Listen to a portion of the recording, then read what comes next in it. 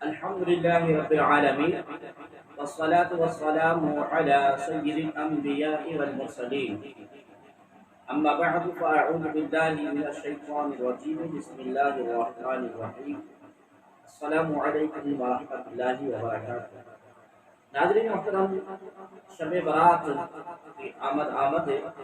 اس سلسلے میں کافی احباب نے سوال کیے ہیں، لیکن ان تمام سوالات کو مد نظر رکھتے ہوئے ایک سوال میرے سامنے گزرا، تو اس حوالے سے میں نے سوچا کہ میں اس کے متعلق ایک ویڈیو ریکارڈ کروں تاکہ عوامی اہل سنت اور تمام مسلمان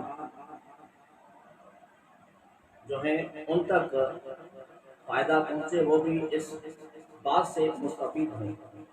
وہ سوال کیا ہے کہ السلام علیکم، حضرت شب برات کے متعلق صحیحین میں احادیث ہے کیا؟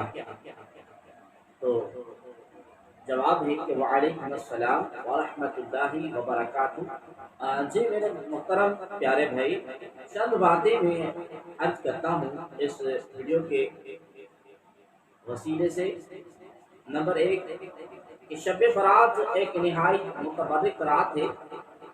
اس کا ذکر صحیح ہے میں یا بلکہ قرآن میں ہے کہ اللہ کریم جل جلالہ ارشاد فرماتا ہے اِنَّا أَنزَلْنَاهُ فِي لَيْلَةٍ مُبَارَكَةٍ کی تفسیر میں مفسرین کا ایک قول یہی ہے کہ اس لیلۃ مبارکہ سے مراد شب برات ہے۔ نمبر دوسری بات کہ مسلم شریف میں 15 شعبان کے روزے کا ذکر ہے، باقی سیاستہ میں سے نسائی، ترمذی، ابن ماجہ میں بھی اس کا ذکر موجود ہے۔ نمبر تیسری بات یہ بھی یاد رکھیں کہ کسی بھی حکم کو ثابت کرنے کے لیے صرف صحیح ہے کہ حدیث کا ہونا ضروری نہیں، بلکہ صحیح حدیث کا ہونا ضروری ہے جو کتب احادیث میں سے چاہے کسی بھی کتاب میں ہو۔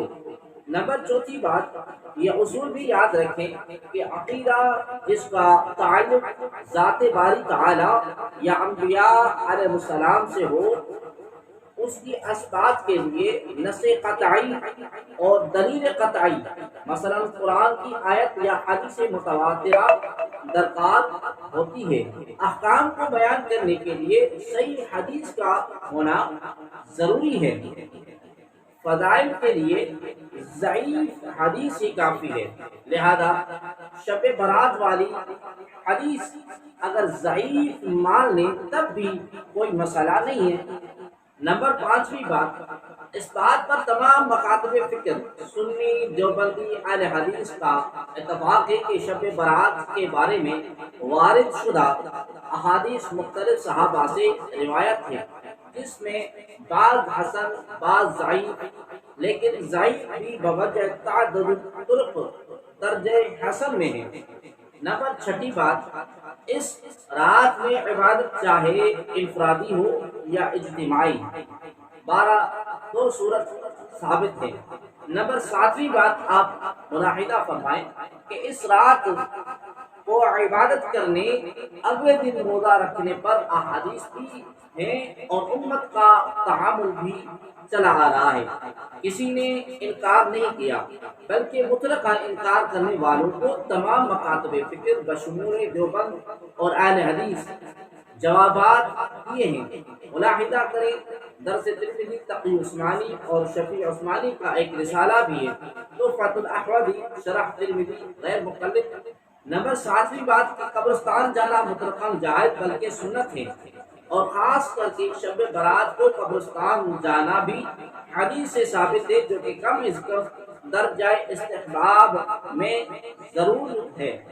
نمبر آٹھویں بات کہ غیر شرعی امور کا منع کرنا سب کی ذمہ داری ہے، مثلا آتش بازی کرنا وغیرہ۔ نمبر 9 نوافل کی جماعت اگرچہ فقہ حنفی میں کراہت تنزیہی کے درجے میں ہے، لیکن پھر بھی احتیاطاً بچنا اولا ہے۔ نمبر 10ویں بات ان امور مذکورہ کو ضروری سمجھنا، اس طرح ان امور کو بالکل منع کرنا یا بدعت کہنا دونوں غلط ہیں، یعنی افراط و تفریط دونوں سے بچنا چاہیے۔ واللہ اعلم ورسولہ اعلم عز وجل، وصلی اللہ تبارک و تعالی علیہ وآلہ وسلم۔